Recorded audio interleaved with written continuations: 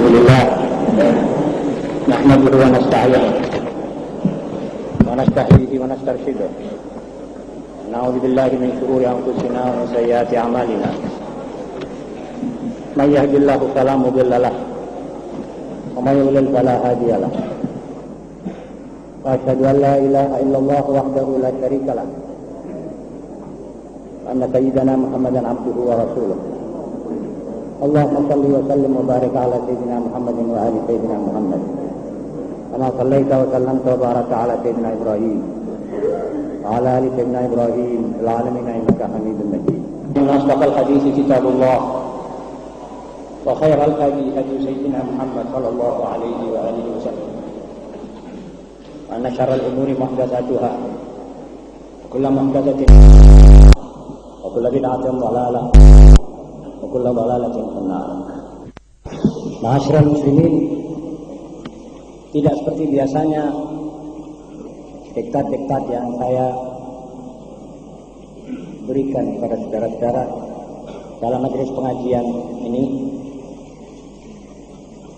banyak mempunyai tema daripada hadis Nabi Sallallahu Alaihi Wasallam atau ayat Quran atau kalimat-kalimat daripada ulama mu'tabari dan kalangan ahli tasawuf. Kali ini diktat itu berjudul satu nama buku yang dikarang oleh seorang yang bukan Islam sama sekali. Tentu saudara akan bertanya-tanya, apa latar belakangnya? Kenapa diktat ini tidak seperti biasanya? Tentu saja saya juga memandang ada hikmahnya. Saya ringkaskan isi satu buku untuk saudara ketahui. Sumbernya bukan Islam, pembicaraannya tentang Islam, malah judulnya buku itu, nama buku itu Apologia del Islamismo dalam bahasa Itali. Pengarangnya adalah seorang perempuan, Dr. Laura Pisia Fattoleri. Buku itu dikarang dalam bahasa Itali. Sebab dia adalah guru besar sejarah Islam di Universitas Napoli di Italia. Tetapi dokter yang saya tulis namanya di belakang, yaitu Dr. Aldo Caselli, yang menyalin buku itu ke bahasa Inggris. Anehnya saudara-saudara bahwa buku-buku seperti ini yang dikarang di Eropa lakunya seperti pisang goreng. Jadi orang-orang Eropa yang selama ini kehausan rohani, kering sumber rohaninya, itu orang-orang mencari suatu getaran-getaran baru yang menghidupkan dia secara rohanis. Itu mereka sudah tidak bisa temukan di agama yang mereka pegangi sendiri. Ini Italia hampir semuanya Katolik. Jadi mereka pergi ke Bali, mereka pergi ke India, mempelajari tentang Hinduisme dan Buddhisme, belajar tentang segala macam sampai Konghucu, sampai agama-agama lain. Tetapi mereka belum dapat apa yang memuaskan hati mereka. So, mereka itu selalu menggunakan rasio dan ada bahan-bahan ilmiah. Jadi penemuan-penemuan di bidang teknologi, di bidang ilmu atom, ilmu fisika, itu kalau mereka ketemu satu teori agama yang tidak cocok dengan ini, mereka buang agama itu. Sebab mereka sudah pilih ilmu pengetahuan. Saudara-saudara, keluarlah buku ini. Ramai Itali membicarakan tentang buku ini. Dan memang kalau saudara nanti baca, buku itu cuma mengandung 7 pasal, 7 bab. Ini ringkesannya seperti mana yang saudara baca di dalam ini. Jadi saudara seakan-akan membaca buku ini, saudara akan kaget. Orang Kristen, Katolik kok sampai mengarang buku begini. Ini anggap saja seperti telurnya ayam jago. Jarang orang ketemu satu buku seperti ini. Tetapi kalau buku yang menyerang Islam, memang banyak dibuat oleh kaum Yahudi dan Zionis untuk membuat semacam tabir asap supaya Islam ini tidak terlihat, mereknya tidak terbaca, dan teorinya tidak dikenal. Ini pekerjaan Yahudi. Karena kaum Orientalis juga mempunyai seperti niat begitu, maka ketemulah mereka ini dan bekerja sama. Namun karena Allah yang memegang role-nya secara sejarah sudah mempunyai kata vonis bahwa Islam akan terangkat di atas segala agama dan paham-paham, maka sebarannya itu sekali dari seorang pengarang itu menggetarkan seluruh Eropa. Saudara-saudara, ini min lutfillah subhanahu wa ta'ala ala Islam wal muslimin. Kita harus bersyukur. Kedua, kalau kita syukur bahwa agama kita itu dipertahankan oleh setiap otak yang waras, yang tidak ada fanatik, yang bebas dari segala penyakit, yang tidak ada tidur yang marad, pasti menemukan kita punya teori, kita punya agama. Ketiga, agar naluri kita tergugah untuk memikirkan betapa yang bukan Islam bisa membuat satu buku seperti ini. Apakah kita ini sudah memenuhi syarat sebagai muslim mengemban kalimat iqra bismi rabbikal ladzi khalaq? Apa yang kita baca? Maaf. Apa sebenarnya yang Anda baca tentang Al-Quran? Sampai di mana pengertian saudara tentang Al-Quran? Berapa juz yang saudara sudah baca dan mengerti maknanya? Ini mestinya, ini buku menjadi koreksi kepada kita. Lawang sing Katolik bisa ngaji Quran kaya ngene. Ini membaca Quran dan hadis-hadis. Bagaimana kita yang menerima langsung Iqra, Iqra ayyuhal muslim. Kalau dulu di zaman Nabi, Iqra itu mengenang Nabi Muhammad SAW sebagai manusia yang diwahyui. Maka sekarang Nabi sudah tidak ada, Iqra itu mengenai kita, tiap pribadi, tiap kepala. Iqra ayyuhal muslim, Iqra Al-Quran bismi rabbik. Lah sebagai jawaban kepada ini, apa yang sudah kita baca? Sampai di mana pengertian kita tentang Al-Quran ini? Kalau sudah kita paham, berapa persen yang sudah kita amalkan, yang sudah kita bisa terapkan, yang sudah bisa kita sebarluaskan, ini kita bertanggung jawab. Jadi kita ini tidak boleh sembrono. Ini masalahnya terlalu penting. Sebab orang di luar Islam sudah begitu. Kalau umatnya yang mengatakan Islam dari kecil, dari bayi, belum tahu apa-apa tentang Islam, itu sungguh tidak pantas. Apakah pantas kalau kita ini tidak baca Quran atau baca tidak mengerti atau mengerti tidak pernah mengamalkan? Ini sangat tidak pantas. Kalau Anda belum mengetahui Islam, bagaimana Anda bisa toto untuk dan bersiap untuk mengamalkannya, untuk menyebarkannya? Sekarang orang Indonesia yang jumlahnya 90% Muslim ini jauh lebih buta huruf tentang Islam daripada orang-orang di Eropa. Ini mesti kita akui. Dan orang yang jujur itu yang mengakui kesalahannya. Yang mengakui kesalahan adalah kita, para ulama. Kita tidak merasa pernah tekun duduk membuat riset tentang Al-Quran dan mengajak saudara-saudara membaca selain daripada tafsir-tafsir yang ada ini. Jadi kita juga sedikit banyak bertanggung jawab itu. Karena itu marilah kita sama-sama beristighfar kepada Allah dan mulai malam ini kita mengerti tugas dan kewajiban kita. Setidak-tidaknya kita pergi kepada para ulama menanyakan. Kita hadir majelis-majelis ta'lim seperti ini untuk mendapat kaidah. Dan waktu mau pergi ke majelis ta'lim ini, niatnya ini harus ikhlas kepada Allah. Ikhlas minta dipadangkan hatinya, minta ditambah ilmunya. Allah marzuqni ilman tanfa'uni bih. Allahumma inni a'udzubika min ilmin la yanfa'.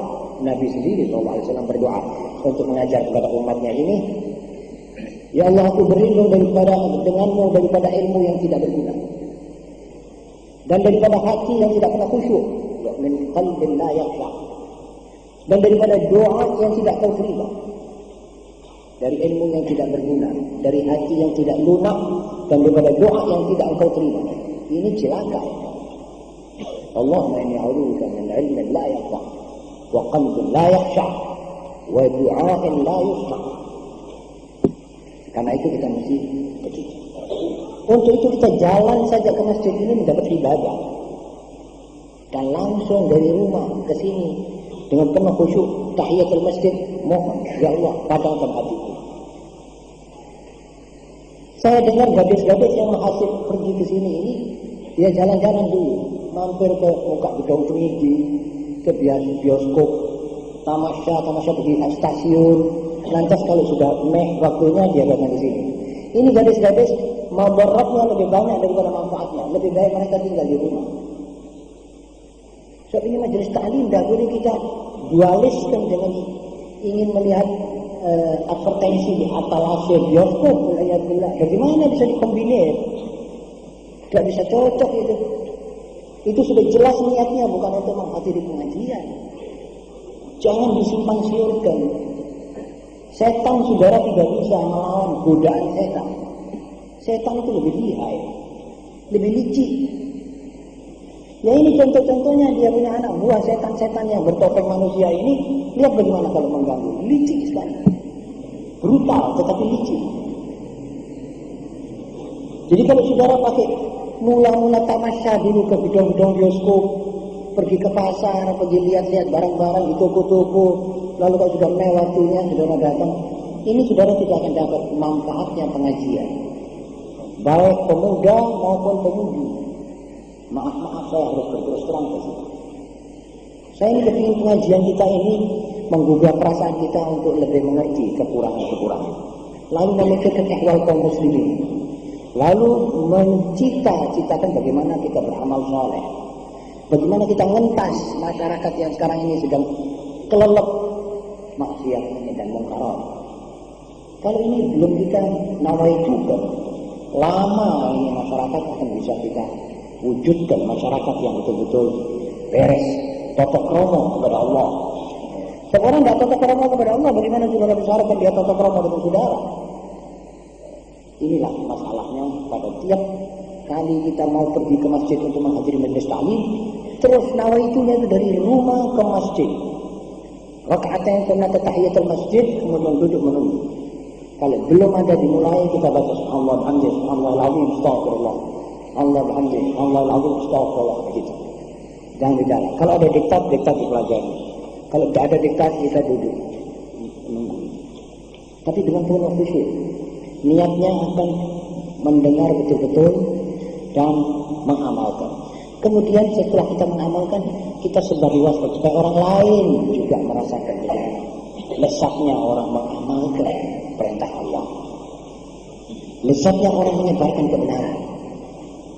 Insya Allah diktat habis ini saya akan pikirkan membuat satu judul, mengapa kami ini bertabligh. Kenapa saudara melihat banyak orang dakwah ke tabligh? Apa sebabnya?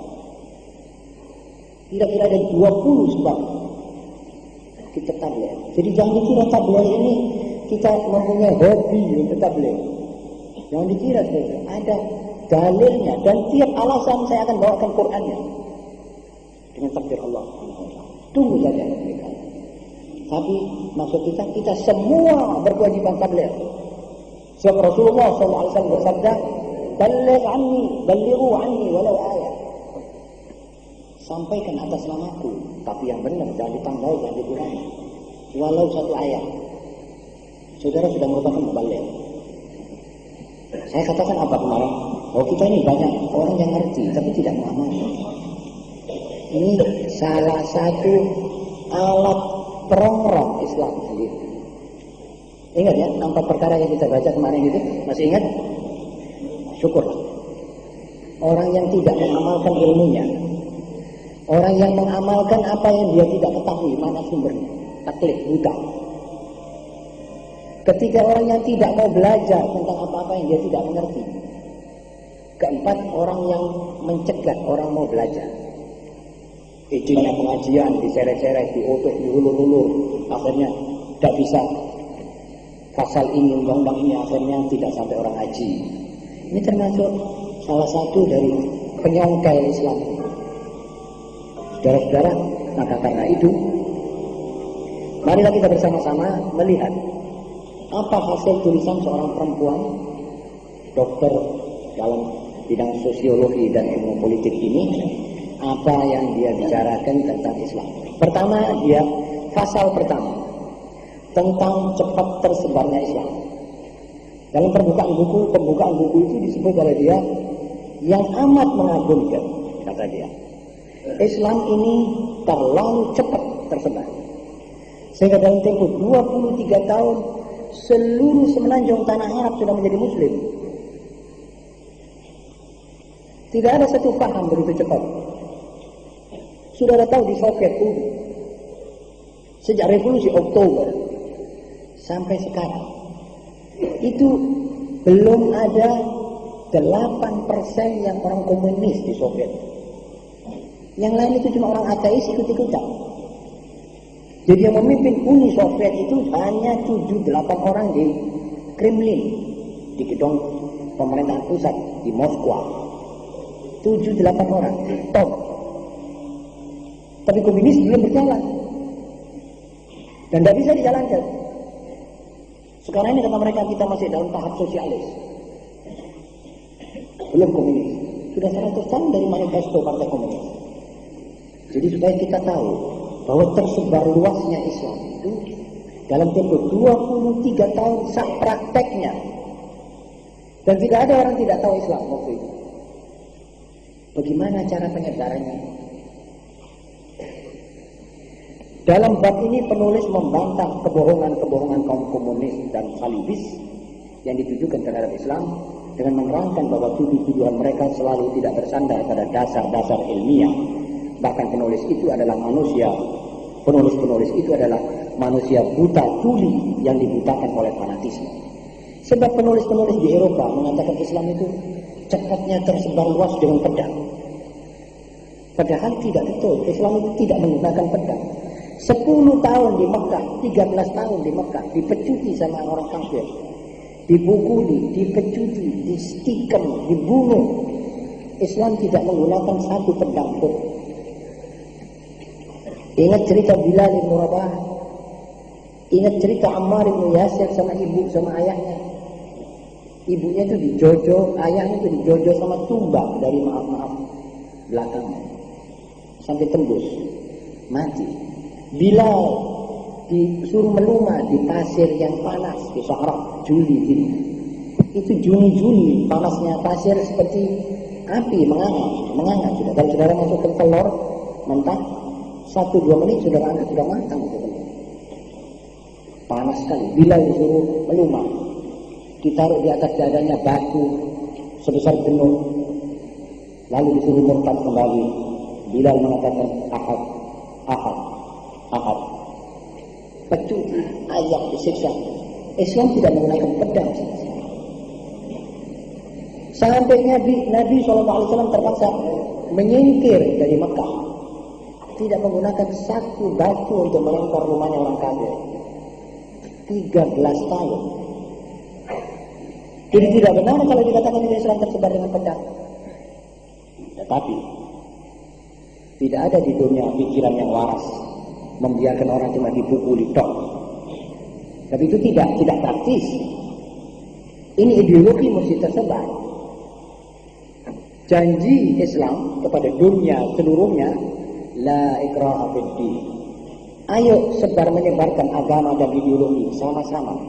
Saudara boleh menyebarkan, kami akan menyebarkan tanpa kekerasan, tanpa paksaan. Ini sudah kita punya aliran ini, la ikraha fid din. Qad tabayyana rusydu minal ghayy. Kami sudah janji lebih dahulu sebelum orang kafir. Kami bilang kami akan menyebarkan tanpa kekerasan. Faman syaa'a falyu'min wa man syaa'a falyakfur. Barang siapa suka masuk beragama Islam, beriman, silakan. Kalau tidak mau, Boleh saudara pergi ke tempat kafir. Kami tidak paksa saudara. Begitu kita punya doktrina. Tetapi mereka selalu menggunakan kekerasan. Jadi maksudnya mereka itu, Nabi ini akan dikejar-kejar dan terus akan dibunuh. Nah ini kalau kita empatkan kita punya leher untuk dibunuh orang, ini bukan perjuangan. Itu perbudakan, itu jiwa budak. Kami sudah bilang kita tidak perlu menggunakan kekerasan. Saudara boleh menyebarkan, kami akan menyebarkan tanpa kekerasan. Kalau mereka tidak mau, mereka akan menggunakan kekerasan lalu kita mesti diam. Itu tidak adil. Karena itu sampai terpaksa disingkiri masyarakat Mekah. Pergi ke Madinah. Di Madinah dikejar. Nah, sudah terpaksa dorong ayat qatilul musyrikin kafah kama yuqatilunakum kafah hatta la takuna fitnah wa yakuna dinu kulluhu lillah. Kalau ini tidak, maka akan bangkrut ini Islam. Jadi mereka menyalahgunakan mengatakan Islam tersebar dengan pedang. Tidak betul.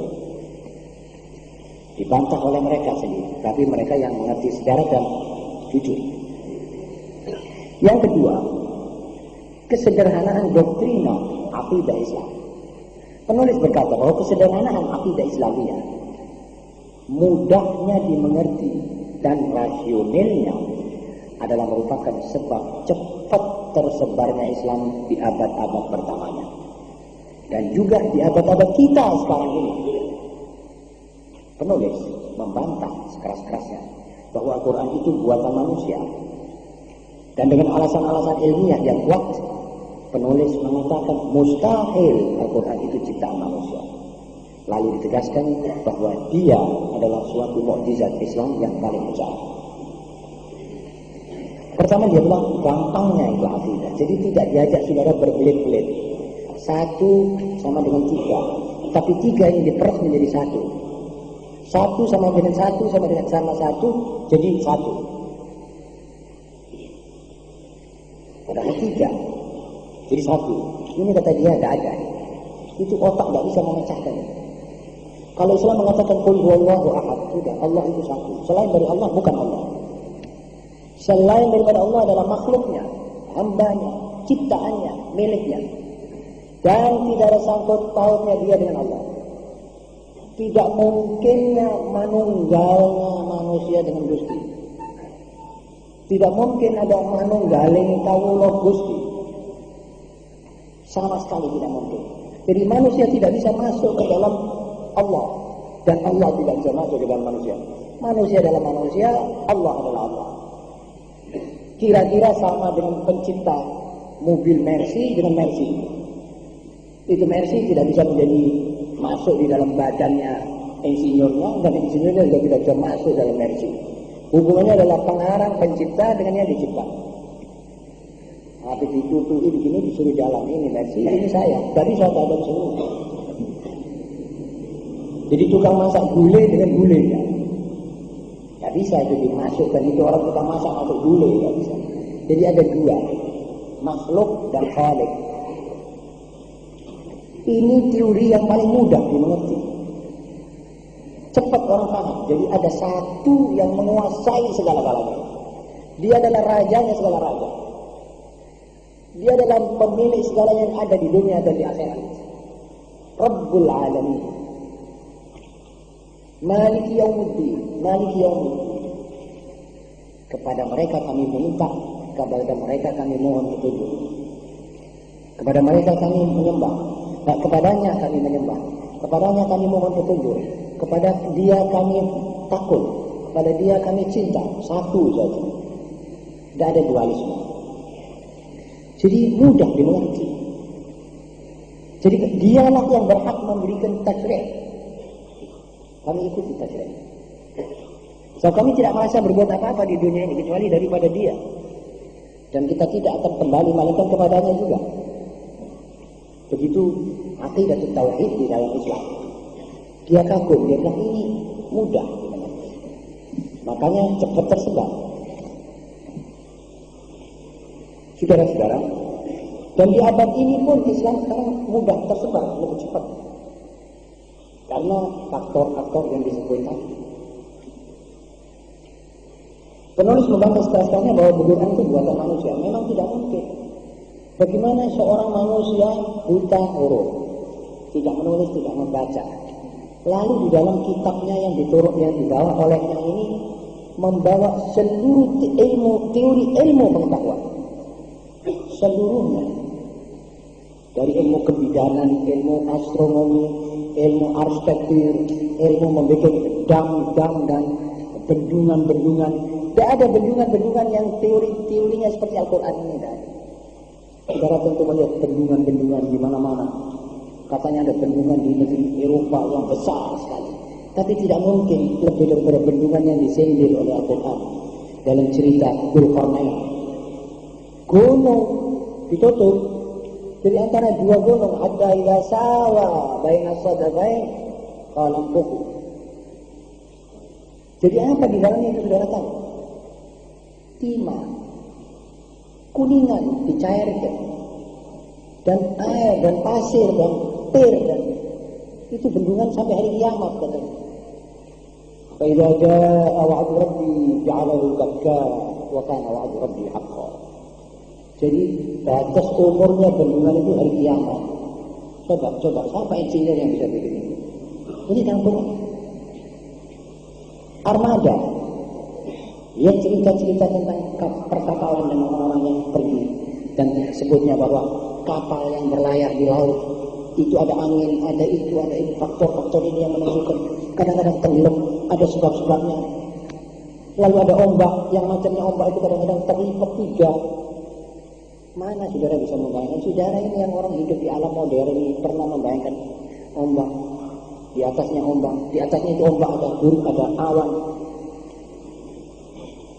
Zulumatun maujun yaghshahu maujun min fawqihi maujun min fawqihi sahab zulumatun ba'daha fawqa ba'd idza akhraja yadahu lam yakad yaraha. Dia bilang gelap, di dalam gelap orang yang mengeluarkan tangannya tidak kelihatan. Itu laut mana juga tidak di laut Pasifik, laut besar, Samudra Raya. Kata seorang kapten kapal yang membeli Quran di Suez Canal, dia waktu turun, dia iseng-iseng turun di pasar, dia beli satu buku, dia lihat The Holy Al-Quran. Dia bilang buku suci Al-Quran. Dia bilang saya kepingin mau tahu. Dia masukkan di dalam kantongnya sampai di kamarnya, kamar kapten di atas, kapal besar ini. Barangkali salah satu kapal pesiar.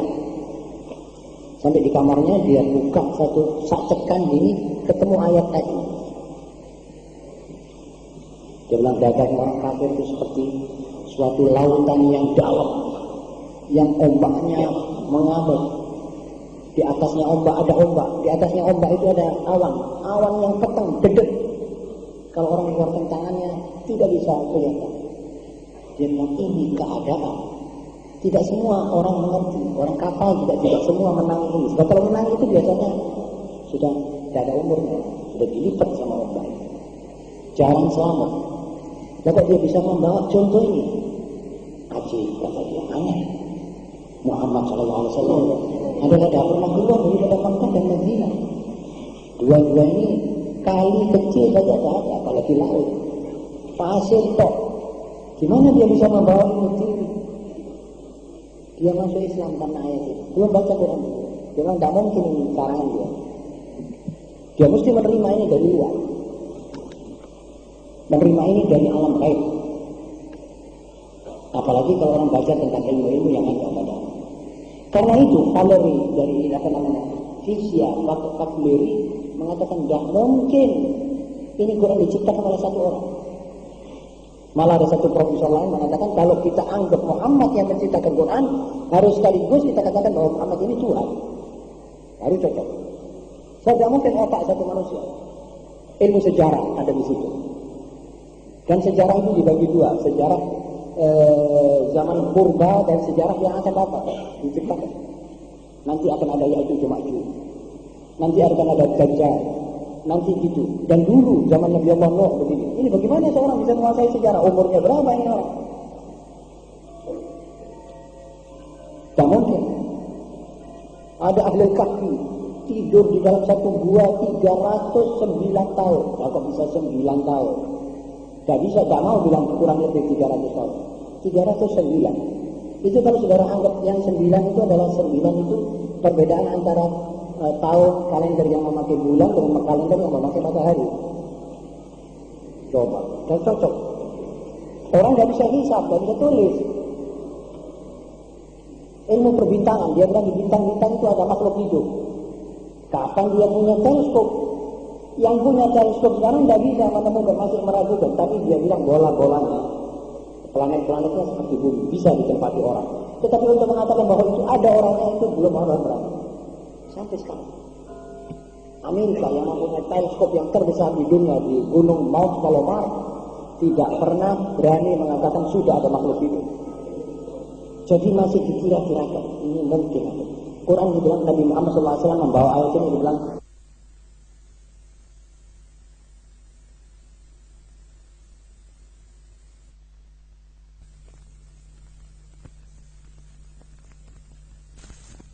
tentang Quran. Karena itu orang yang mengatakan Quran harus dipisahkan dari sejarah pemerintahan atau sejarah, itu orang tidak mengerti Quran. Kalau orang mau masukkan sekularisme di dalam Al-Quran, itu orang tidak mengerti Quran. Nanti dia bantah juga. Saudara-saudara, dia akui bahwa ini adalah mukjizat Islam yang paling besar. Sebab dia baca tentang mukjizat bulan terbelah dua, air keluar dari tangan beliau Sallallahu Alaihi Wasallam waktu Ghazwat Tabuk, waktu peperangan Tabuk. Karena manusia sudah pada haus, dia bilang apa ada air? Sakoboan, dia bilang ada, sini air. Dimasukkan tangannya di air itu, dikeluarkan sudah mili air terus, dan semua orang minum, sak untanya, sak kudanya, sak orangnya. Tapi kata nyonya Dokter Laura ini, itu mukjizat kecil. Itu mukjizat yang untuk zamannya stop. Kita tidak menang itu, tapi Quran ini mukjizat yang paling besar. Saban kali kita baca, saban ada makna baru. Ini orang Kristen, Katolik. Lalu kita umatnya tidak mengerti, itu kan malu. Karena itu marilah kita betul-betul mempelajari Al-Quran. Ketiga, arti syiar Islam. Dalam pasal ketiga ini, penulis mengatakan bahwa syiar Islam memegang role yang penting dalam pensucian roh manusia dan mengangkatnya ke tingkatan yang amat tinggi supaya dapat memiliki tanggung jawab dalam menghadapi segala persoalan hidup. Jadi syiar Islam seperti sholat, seperti ibadah haji, itu kan dia mensucikan jiwa. Jadi orang yang sholat, orang yang kotor, berlumuran maksiat, terus dia mandi, ambil air sembahyang, air sholat, ngadep di belakang sholat, itu ada sifat pensucian rohnya. Jadi itu debu-debu seperti di persen, di sabon. Ini orang mengerti sebab bacaan itu Al-Quran yang bacaan sholat dan tahiyyatnya dan subhana rabbiyal a'la, subhana rabbiyal a'la itu dinilai dari segi ilmu pendidikan dan ilmu jiwa, semua itu mengandung pembersihan roh. Kalau kita yang baca itu tidak mengerti, itu salahnya kita. Jangan salah untuk sholat. Jadi kalau kita sholat tanpa pengertian, lalu sholat kita tidak efektif, tidak mensucikan jiwa, jangan menyalahkan sholat. Dan jangan Rasulullah mengatakan aku sholat pirang-pirang rakaat yang turun genap itu. Saya kepingin tetap mursal. Itu salahnya kita belum bisa nyetel. Kita punya setelan menurut ini sampai skrupnya itu pas. Orang sholat, habis sholat dia pergi keluar sebentar ngambil sandalnya orang. Coba, gimana kita? Tidak cocok sama sekali. Dia habis sholat Jumat, orang beribu-ribu berdoa, dia dapat rahmat. Cocok keluar lihat sandal baru di sahur. Lalu dia bilang, iya ya, aku cuma mari sholat kok minum. Sholatnya belum tepat. Jadi kalau menurut dia ini mesti mensucikan roh. Dan semua syiar itu, puasa juga mempunyai arti pensucian roh. Coba saudara rasakan puasa. Tapi orang yang senang puasa, Ada orang mau datang bulan puasa ini sudah sumpel, yang ini foto seperti orang mau kedatangan tamu yang tidak disenangi. Ini puasa juga terhadap dia tidak senang. Sama-sama. Kalau orang sayang kepada Nabi Muhammad SAW, berarti Nabi Muhammad juga sayang kepada dia. Sebab ada tanda-tandanya orang sayang, bukan? Kalau sayang sama Nabi Muhammad, kita kerjakan sunnahnya, kerjakan amal ubudiyah menurut kemauannya yang dibawa oleh beliau. Jadi semua syiar ini mensucikan roh. Ini satu kepentingan dan keunggulan. Lain-lain syiar dia sudah pelajari, syiar agama Hindu misalnya. Tidak ada sifat membersihkan roh. Ada sifat-sifat materialis. Ada sifat pengumpulan duit. Ada sifat muda-mudi dan foya-foya. Merusak roh dia, memperbaiki tidak. Begitu kata ini siapa namanya? Pak Kalori. Pasal keempat, akhlak atau norma Islam. Ini Islam mempunyai moral. Dalam pasal ini orang dapat membaca kupasan-kupasan yang dalam dan teliti sekali tentang akhlak-akhlak Islam, sambil membantah tuduhan yang dilontarkan Barat secara palsu dan keji. Jadi dia bilang Islam ini mempunyai toto kromo. Itu toto kromo menjadikan manusia yang mengamalkannya itu manusia indah berjalan di dunia. Bagaimana tidak, saudara? Bayangkan saja, orang kalau bicara tidak pernah bohong, ini manusia baik. Orang yang kalau ada kelebihan duit, dia sedekah pada orang yang berniat. Orang yang kalau dimintai utang, dia ngutangi. Sebab ada pahalanya orang yang ngutangi orang bodoh. Orang yang jalan ke masjid, dia niat, dia mau takarrub kepada Allah. Orang yang ada kelebihan nafkah, dikasihkan istrinya. Anaknya dididik, ini orang sudah jelas, orang terkasih. Orang maka bakal sayang sama dia. Senyum, dia tidak pernah muka merengut, juga melarangan Nabi Muhammad SAW. Jangan, kalau ketemu sama muslim harus yang sumet, mukamu yang senyum. Ulur tanganmu dulu untuk berjabatan. Kalau perlu kamu lebih dulu ingat assalamualaikum sebelum dia ucapkan. Aturan-aturan begini ini menyebabkan satu orang muslim, moral dan norma Islam ini menyebabkan dia jalan di dunia ini sebagai manusia yang indah dan dikasihi oleh semua orang. Kalau bisa bicara, sapi dan kucing itu sayang kepada muslim. Apa sebab? Sudah dilarang oleh Nabi Muhammad SAW mengganggu binatang. Dilarang oleh Nabi Muhammad SAW memasang kelonengan yang besar di apa namanya itu? Memasang kelintingan di lehernya sapi atau lehernya kucing. Sebab katanya itu menggiraskan dia, menggusarkan dia. Dia tidak senang, jangan dipasang.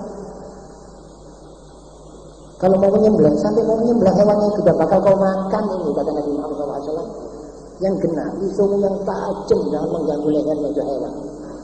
Ya makanan, tapi yang kena, jangan kau egrek sampai itu binatang, dan jangan kau teriakkan. Wedus satu mau dipotong, wedus-wedus yang lain melihat.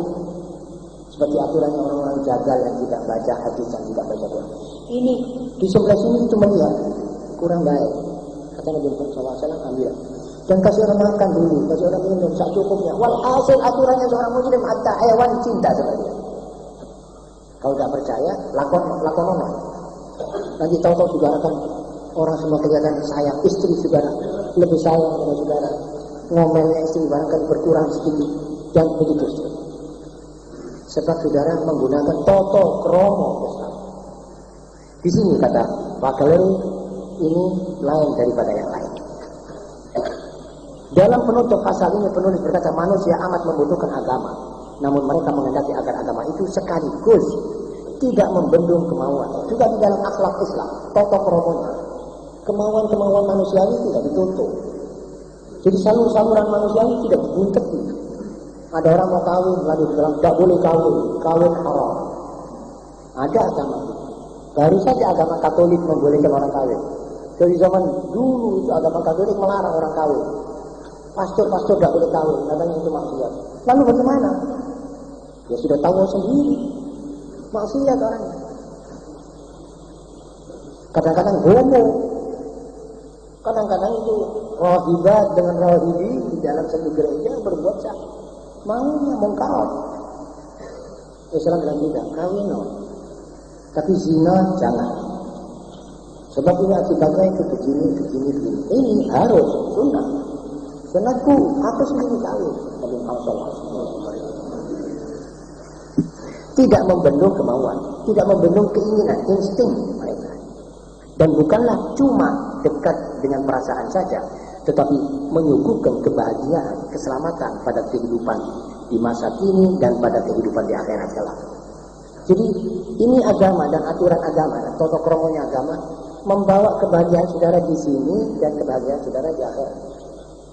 Jadi kalau saudara misalnya tidak bohong, saudara tidak banyak musuh, saudara tidak akan malu dengan orang. Lalu kalau saudara tidak malu sama orang, saudara senang. Kalau saudara tidak ngerasani orang tidak memusuhi saudara. Kalau saudara tidak musuhi orang tidak musuhi saudara. Jadi saudara tenang. Orang hidup tak punya musuh, ya enak saja di dunia, bahagia. Orang ulama, orang aulia, senang di dunia. Di akhirat juga. Jadi membawa kita selamat di sini, bahagia di sini sampai ke akhirat. Agama lain juga. Saudara-saudara, sebenarnya Islam adalah memenuhi segala tuntutan yang disyaratkan orang secara sempurna. Karena ia bukan hanya akidah, tetapi juga ia falsafah hidup. Bukan doktrina saja, tetapi falsafah hidup. Nah, ini yang penting. Bab kelima tentang undang-undang Islam. Di sini jangan khawatir bagaimana pembicaraan orang tentang undang-undang. Sebab Eropa dan Barat itu baru saja punya undang-undang. Dan baru saja menemukan pasal-pasal dalam undang-undang mereka. Tapi Islam 1400 tahun dulu sudah mempunyai undang-undang yang lengkap. Bukan undang-undang tentang perkawinan tok misalnya, tidak. Kalau dikatakan undang-undang syariat itu artinya lengkap. Kalau saudara mau memerintah, bagaimana cara memerintah? Ini undang-undang. Kalau saudara mau nikah, bagaimana cara saudara mau nikah? Ini undang-undang. Kalau saudara mau tolak, bagaimana? Ini undang-undang. Kalau mau dagang, bagaimana? Ini. Makanya itu Islam tidak bisa dipisahkan dengan kehidupan sehari-hari. Tidak bisa dikatakan Islam itu di masjid tok. Islam itu masjid. Nanti kalau ke pasar jangan pakai Islam. Tidak bisa. Iman itu di masjid tok. Kalau sudah keluar dari masjid tidak pakai iman. Tidak bisa. Iman itu harus terbawa di mana saudara berada. Islam itu harus terbawa di mana saudara ada. Dari mulai saudara keluar dari perut ibunya, saudara tidak dibiarkan oleh Islam. Ada mengatakan adzanono kupingnya. Potongkan kambing untuk sedekah. Syukur kepada Allah. Bikin akikah. Potongkan oleh ayahnya yang mampu. Kalau tidak mampu tidak wajib. Lah kalau ayam begitu, dia boleh masuk akikah. Kalau tidak mampu punya duit untuk ayam saja, potong ayam. Tapi kalau punya duit untuk 2 kambing, itu sunnah. Apa maksudnya? Baru terima tamu kecil baru yang disayang. Ditunggu-tunggu 9 bulan oleh orang tuanya. Datang dalam keadaan wuduh, selamat, beres. Ayo tasyakur. Lalu tasyakur bagaimana? Berdus itu dikatakan sebelah. Dimakan. Kasihkan orang-orang miskin. Mereka juga ikut girang anakmu lahir. Ini syukurmu. Lah begitu coba pikirkan bagaimana aturan ini. Mana ada agama lain begini? Jadi moral Islam ini memang menyebabkan orang dikasih orang pokok. Sampai begitu jauh. Padahal saudara, orang-orang itu tidak nuntut gembira itu saudara punya anak. Tetapi saudara diwajibkan demi tasyakur, saudara sedekah. Tasyakur. Jadi saudara ingat bahwa ini anak adalah titipan Allah sebagai tamu yang baru datang. Orang mau mondok di tempat saudara buat selama-lamanya. Jadi anak saya adalah tamu saya yang paling kusayang dan kutunggu-tunggu. Dia sekarang mulai hari kemarin baru lahir, dia mondok di rumah saya. Dan saya harus memberi dia makan. Harus mencari nama dulu sebaik-baik nama. Waktu ada salah satu orang mau menamakan anaknya Harb, Sayyidina Ali mau menamakan Sayyidina Al-Hasan itu Harb.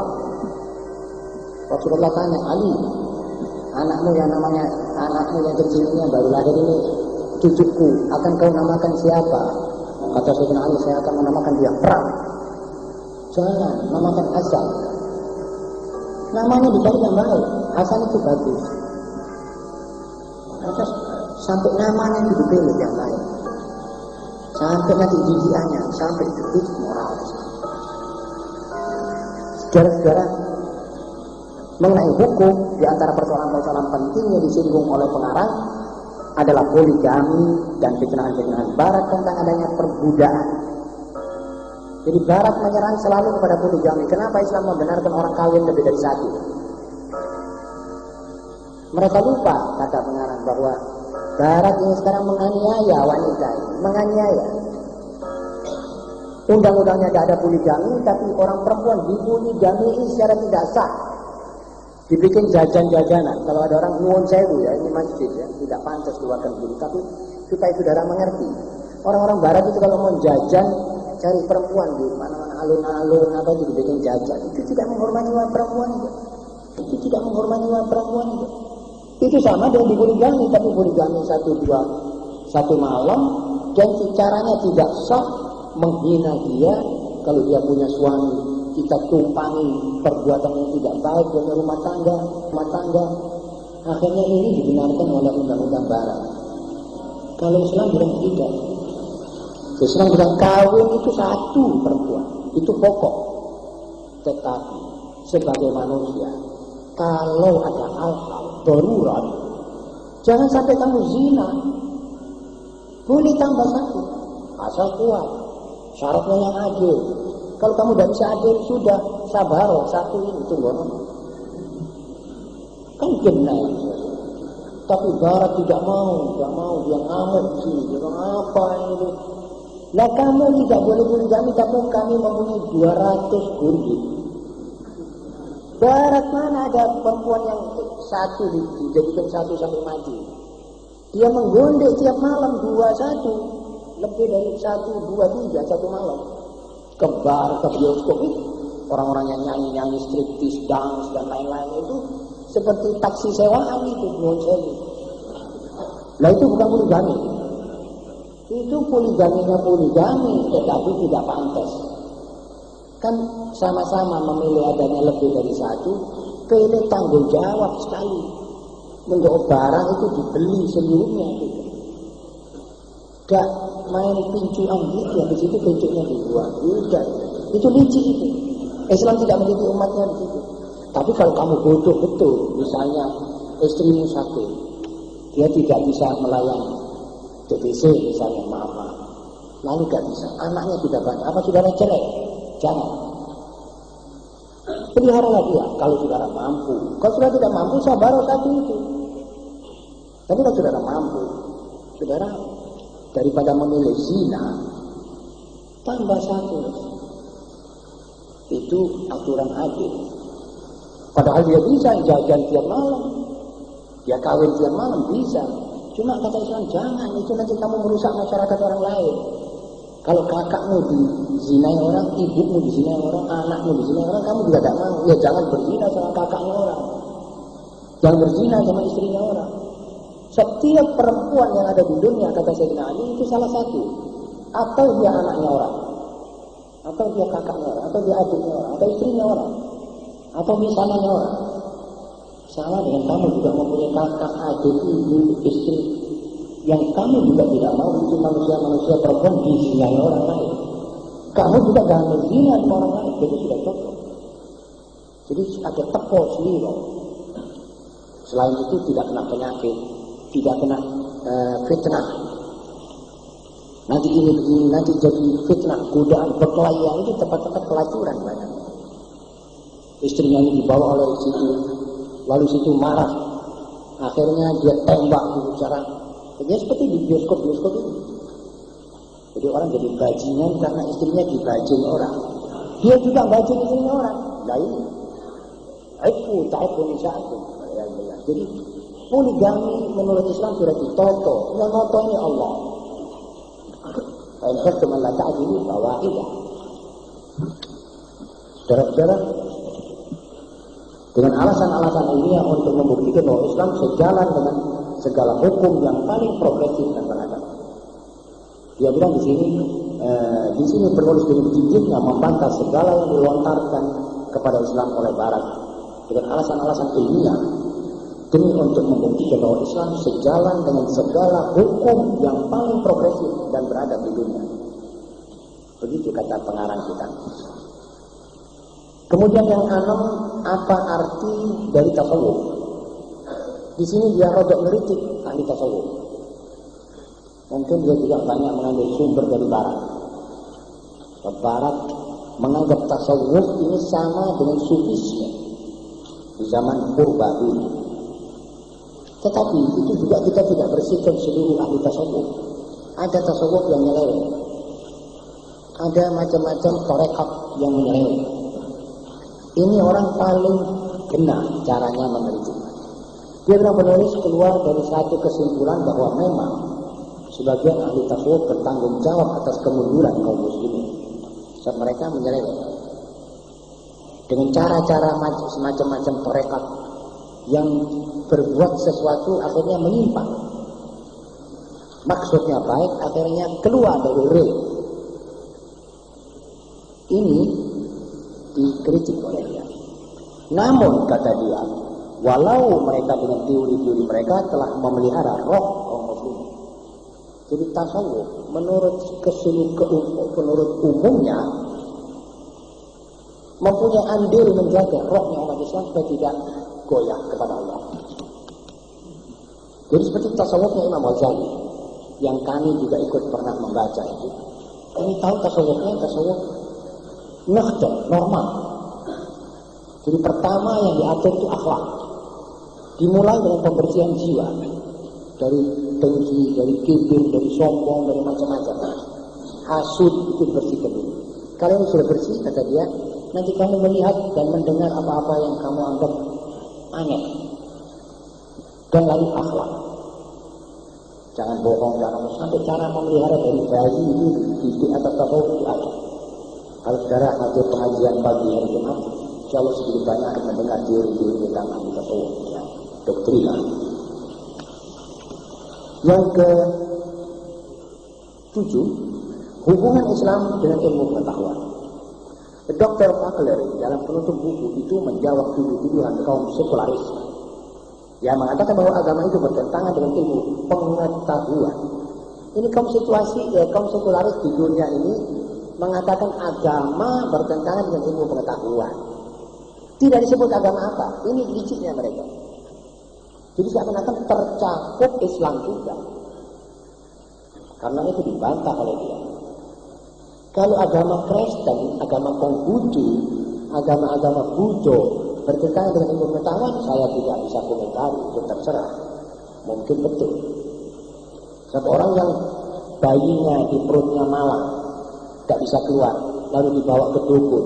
Dukunnya ngasih jubang dan jamu-jamu dan minta disembelihkan wedus telurnya ireng, dikasih kain putih, disuruh bawa keris pusoko, disuruh nginep di kuburan. Itu orang tidak semakin waras, itu bisa mati anaknya. Ini bertentangan dengan ilmu pengetahuan. Kalau ilmu pengetahuan, Islam mengatakan beliau rumah sakit operasi ya. Atau beli satu dokter spesialis, dia diputar itu anak kembali ke tempatnya yang sebenarnya. Itu ajaran Islam.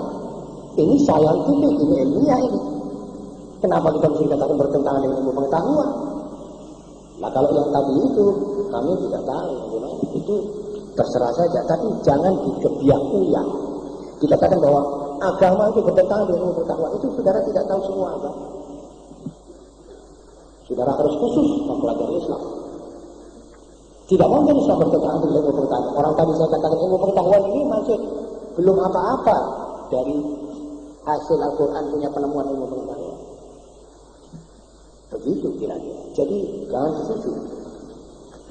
Tapi umat Indonesia mana-mana sekarang sudah dianggapnya, kepingin dianggap orang intelek itu kalau bilang, wah jangan pakai agama, sudah kita bicara dengan utek.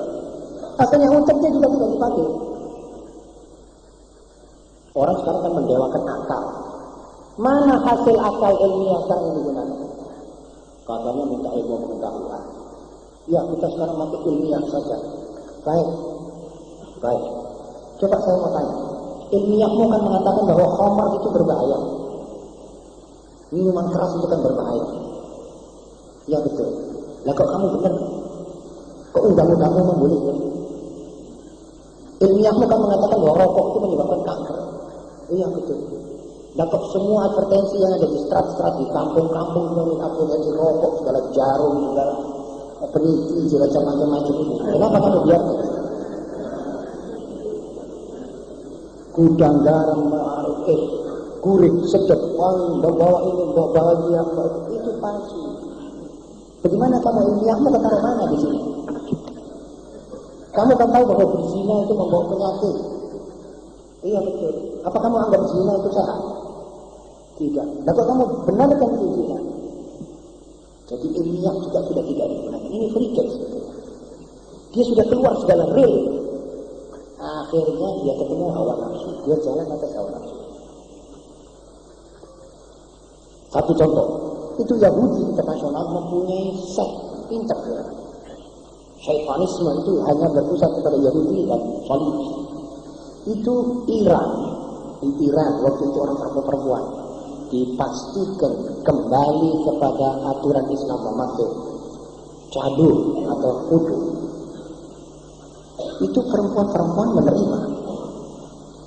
Hanya ada beberapa gelintir perempuan yang belajar dari Paris, yang hidup tepi sungai Seine, atau belajar di gereja Notre Dame du Saint-Christ di Paris. Itu perempuan-perempuan uteknya utek barat, gak mau hubungan untuk mengorganisir ini supaya membuat demonstrasi. Seorang Yahudi namanya Simone de Beauvoir dari Prancis. Ini mengirim istrinya namanya Sartre, Nyonya Sartre de Beauvoir dibiayai ke Iran untuk memimpin demonstrasi. Siapa yang demonstrasi? Yang hadir seluruh demonstrasi itu 5.400 orang toh perempuan. Buka pakai UKMC, tidak mau kami turut Khomeini. Kami ingin terbuka, kami ingin bebas, kami ingin tidak mau dikungkung. Dan ini yang organisir Sartre ini. Sudah keluar kira-kira 1 juta kurang sedikit perempuan. Semuanya kunjungan dan mengatakan terima kasih ya Khomeini, engkau kembalikan kami kepada ajaran Allah. Dan semuanya pakai kudu, tidak dikatakan cuma mukanya tok. Sesudah itu satu perempuan menjawab, Sartre, seorang Yahudi tua keparat, orang tua, dia bilang, kamu datang ke sini ini alasanmu apa?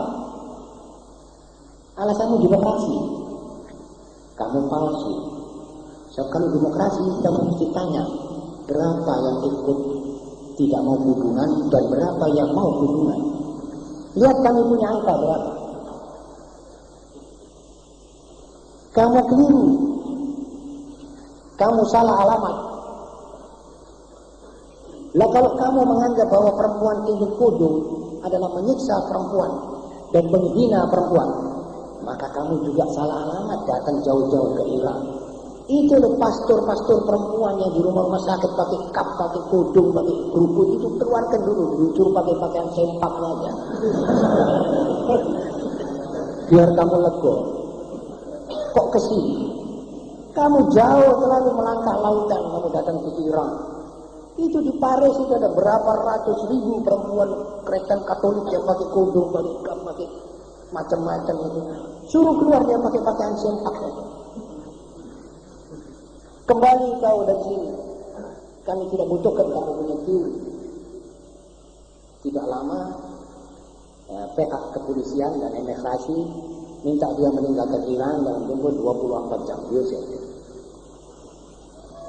Saudara-saudara, sama-sama bisa nge-sell, sama-sama bisa bicara. Itu perempuan muslimah kalau dibebaskan dari segala kungkungan, dididik betul atas dasar Islam, dia lebih gandes daripada Yahudi. Coba, ini suaranya. Tidak lantas iya benar orang bukan dikudungan, wong wedok kok disiksa.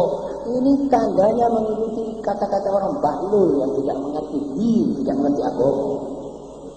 Lebih senang kalau dia buka, yang lihat laki-laki. tontonan gratis saben hari di alun-alun di mana-mana. Yang tidak punya duit untuk masuk bioskop, lihat segala wal'iyadillah, pahanya orang, istrinya orang juga lagi lihat. Ini orang-orang yang cilaka ini membawa dalam jalan. Dan latar belakang dari perginya Sartre ke sana, ngototnya Zionis supaya mereka berhasil membuka kudungnya orang-orang Iran. Saudara tahu apa aljabarnya itu? Kalau kudungnya perempuan dibuka, sama dengan adanya kerusakan moral. Ini yang dikejar. Kalau ada kerusakan moral, berarti orang-orang sudah ke barat, sudah masuk kantongnya mereka, sudah bisa ditekuk-tekuk. So, mereka ini ngejar kita punya moral rusak. Kalau tidak, mengapa orang-orang di mana-mana disuruh jadi hostess?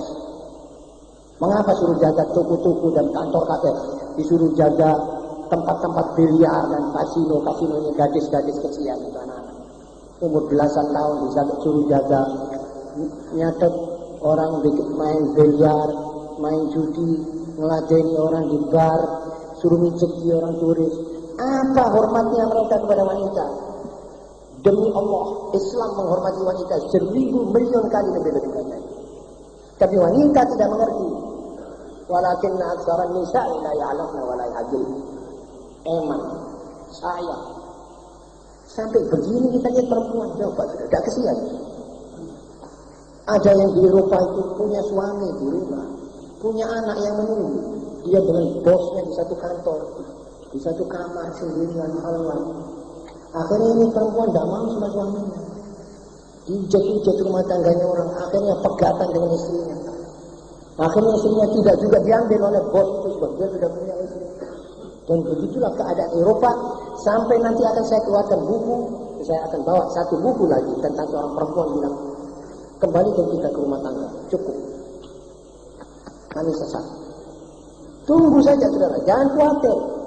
Wahai ibu-ibu kaum perempuan, jangan saudara kepincut dengan aturan barat. Sebentar lagi mereka akan tobat. Jangan nanti kamu kesinggung. Lebih baik kita di rumah tangga, mengatur kita punya rumah tangga yang baik, yang akhlaknya, yang aturannya, yang toto kromonya baik, menurut apa yang difirmankan oleh Allah dan Rasulullah SAW. Saudara-saudara, lalu dia tanya,